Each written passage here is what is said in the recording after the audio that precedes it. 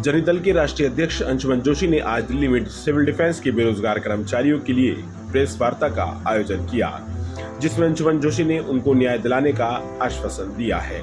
इतना ही नहीं, civil defence के बेरोजगार हुए ये युवा आज नई दिल्ली लोकसभा प्रत्याशी बांसुरी स्वराज से भी बातचीत कर आए हैं, जहां सुप्रीम कोर्ट की सीनियर वकील होते हुए बांसुरी स्वराज ने बेरोजगार सिविल डिफेंस कर्मचारियों को न्याय दिलाने के लिए कोर्ट में निःशुल्क मुकदमा भी दायर किया है, ताकि दिल्ली के बेरोजगार हुए सिविल डिफेंस कर्मचारियों को उनकी नौकरियां वापस दिलाई जा सकें। आपको बताते चलें कि दिल्ली के बेरोजगार सिविल डिफेंस कर्मचारियों के हक की लड़ाई लड़ने का दावा जनता दल के राष्ट्रीय अध्यक्ष अंशुमन जोशी ने भी अपनी प्रेस वार्ता में खुलकर किया है। ब्यूरो रिपोर्ट, सबका समय, दिल्ली। आज हम लोगों ने एक प्रेस कॉन्फ्रेंस रखी है हमारी पार्टी जनता दल में, एंड हमारे साथ हमारे अशोक चौहान जी हमारे राष्ट्रीय महासचिव पूर्व एमएलए हैं अम्बेडकर नगर विधानसभा से, साथ में हमारे धर्मेंद्र कोहली जी हैं पूर्व विधायक हैं सीमापुरी विधानसभा से और हमारी पार्टी के राष्ट्रीय महासचिव है।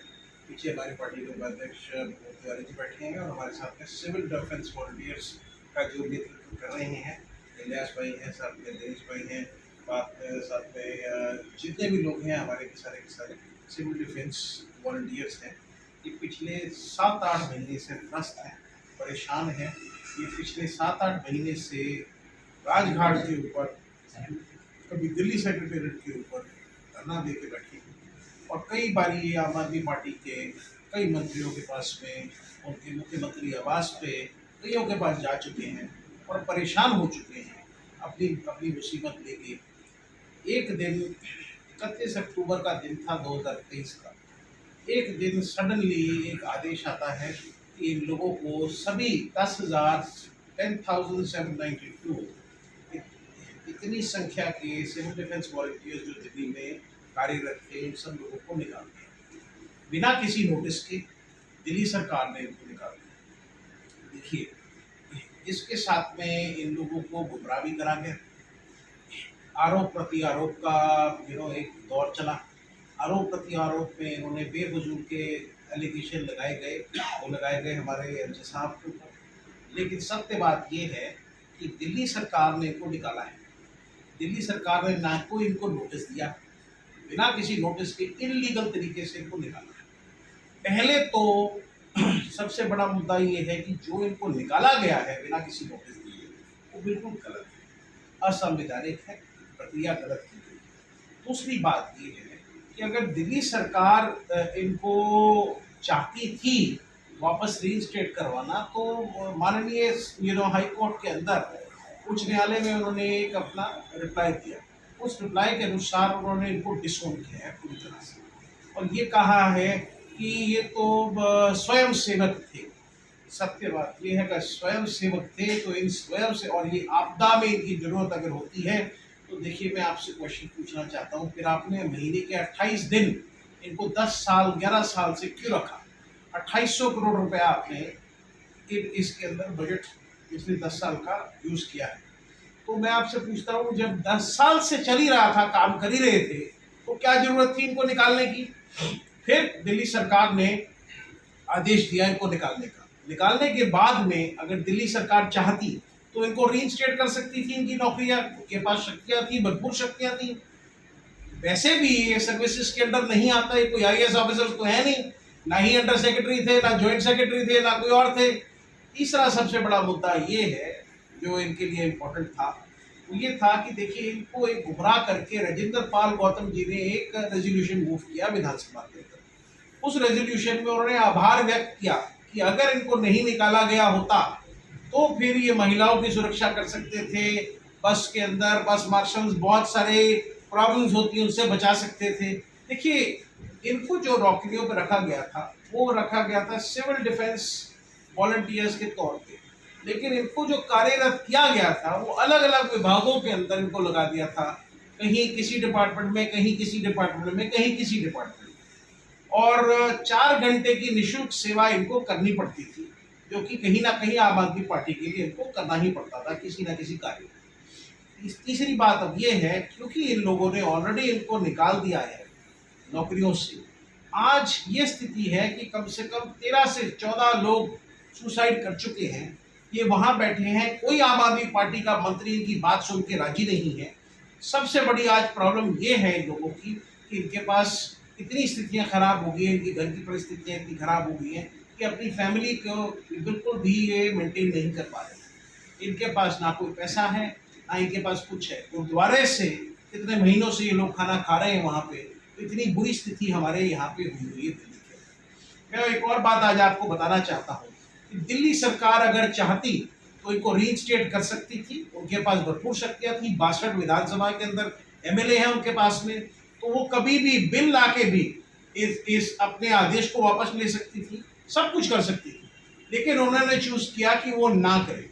इसके साथ में इन भाइयों के पीछे यही नहीं कि 10,792 लोग हैं, इसके साथ में 2 लाख लोग और हैं जिनको ट्रेनिंग के लिए पेंडिंग रखा गया है। तो आप इस बात को देखिए कि अगर केजरीवाल सरकार ये कहती है और केजरीवाल ये कहते हैं कि अपनी नौकरियां दी, या कन्हैया कुमार ने भी एक स्टेटमेंट दी थी अपने प्रचार में कि हमने नौकरियां दी हैं, आपने नौकरियां नहीं दी, आपने इनको निकाल दिया है। उल्टा ये इनको ना नौकरियां दी होती तो आज ये स्थिति नहीं होती कि लोगों आज जो लोग सुसाइड करके बैठे हैं आज हमारे बीच में होते। मैं आपको ये बात कहना चाहता हूँ कि जो मुसीबत इनके ऊपर आज आई है दिल्ली सरकार की वजह से, इनकी पूरी मदद हमारी पार्टी जनता दल ने किया है। हमारी पार्टी पूरी तरह से एनडीए को समर्थित पार्टी है और हम लोग पूरी तरह से काम करते हैं। हमारे मोदी जी को वापस लेके आने के लिए हम लोग पूरा काम कर रहे हैं। और सबसे अच्छी बात ये है, हमारी जो वकील हैं बांसुरी स्वराज जी, उन्होंने इस चीज़ का संज्ञान लिया।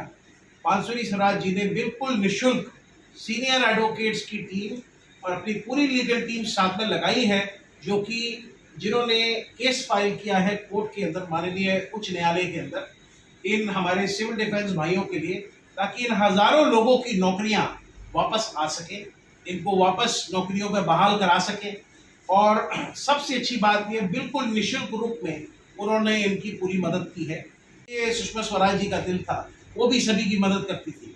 तो आज बांसुरी जी की पूरी टीम ने, बांसुरी स्वराज जी की पूरी टीम ने पूरी तरह से इनको हेल्प किया है और कोर्ट में केस फाइल कर दिया। डायरी नंबर मैं आपको दे देता हूँ साथ में, आप इसमें डायरी नंबर इनका है E149143/2024। तो ऑलरेडी केस इनका फाइल हो चुका है। अब कानूनी रूप से ये प्रक्रिया आगे बढ़ रही है और कानूनी रूप से जिस तरीके से आगे प्रक्रिया बढ़ेगी, जल्दी ही, बहुत ही जल्दी इनकी नौकरियां रजिस्ट्रेट हो जाएगी। हमें उम्मीद है अगले 3-4 महीने में वापस अपने अपने पदों पे ये लोग वापस लगेंगे, कार्यरत रहेंगे। नाम इलियास खान है, मैं सिविल डिफेंस बस मार्शल में काम करता था और तैखन डिपो में था। हम 6 महीने से तो संघर्ष कर ही रहे थे, सड़कों पर थे, हर जगह करते थे।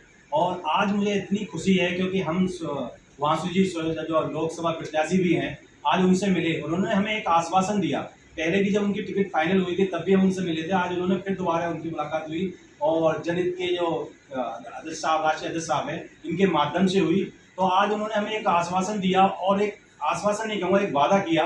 उन्होंने कहा लीगल पॉइंट से लेके और राजनीति तक, और उन्होंने कहा है कि तुम्हारे सदन तक भी, लोकसभा से लेके, और उन्होंने कहा जो भी प्रयास होगा वो हमारी मदद करेंगी और वो हमारी नौकरी बहाल करने के लिए कोशिश नहीं, उन्होंने वादा किया है कि वो करके रहेंगी।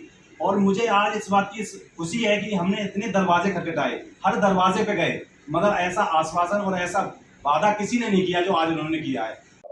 नमस्कार साथियों, मैं दिनेश, एक बस मार्शल राजघाट डिपो में था। मैं सबसे पहले मैं धन्यवाद करता हूं जनहित दल के राष्ट्रीय अध्यक्ष जोशी जी का, पूर्व एमएलए कोहली जी का। साथियों, और मैं अपने साथी, जो मेरे साथी हैं, अशोक पासवान है, अनिल कपूर है, टीटू है, मुकेश पाल है, यमिता थी, पपलेश था। किसी कारण से कुछ लोग नहीं आ पाए, और मैं उन लोगों का सबका भी धन्यवाद करता हूं जो और साथी हमारे, जैसे परमजीत जी हैं, सचिन जी हैं, वो भी धरने को चला रहे हैं। धरना चलाने की खाली रूपरेखा अलग अलग होगी, हम किसी और तरीके चला रहे हैं। हम लोग डोर टू डोर गए, आम आदमी पार्टी के गए, बीजेपी के गए, पर जो आज तक हमारा 6-7 महीने में जो हमारा साथ अंशुमन जोशी जी ने दिया है वो किसी ने नहीं दिया। जैसे कि आज हमारी जो इन्होंने एक मीटिंग कराई सुषमा स्वराज जी की बेटी से, जो कि एक अब स्वराज जी से, तो उन्होंने आज हमें एक बहुत अच्छा आश्वासन दिया है जो आज तक 6 महीने में हमें किसी ने नहीं दिया।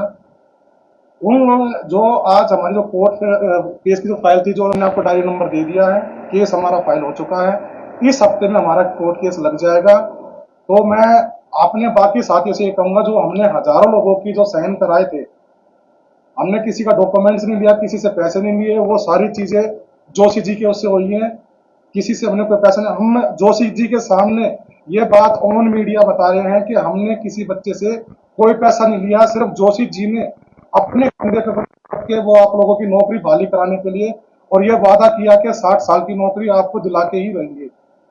सबसे अच्छी बात यह है कि हमने कोई वादे ऐसे नहीं करे जो हम पूरे नहीं कर सकते। हमने वादे जो किए हैं वो ये किए हैं कि इनकी नौकरियां बहाल कराएंगे चुनाव से पहले, विधानसभा चुनाव के अगले 2-3 महीने में इनकी नौकरियां वापस लग चुकी होंगी माननीय उच्च न्यायालय के आदेश से। एंड दूसरा हमने जो इनको वादा किया है इनकी नौकरियां पक्का करवाने का, वो जैसे ही हमारी एनडीए समर्थित सरकार बनेगी अगले चुनाव में विधानसभा के, उसके बाद में सबसे पहला बिल इन्हीं का पास होगा, ताकि ये लोगों की जो नौकरियां एक सही लीगल तरीके से, लीगल रूपरेखा जो है वो ठीक करें, दुरुस्त करके इनको हम पक्का करेंगे।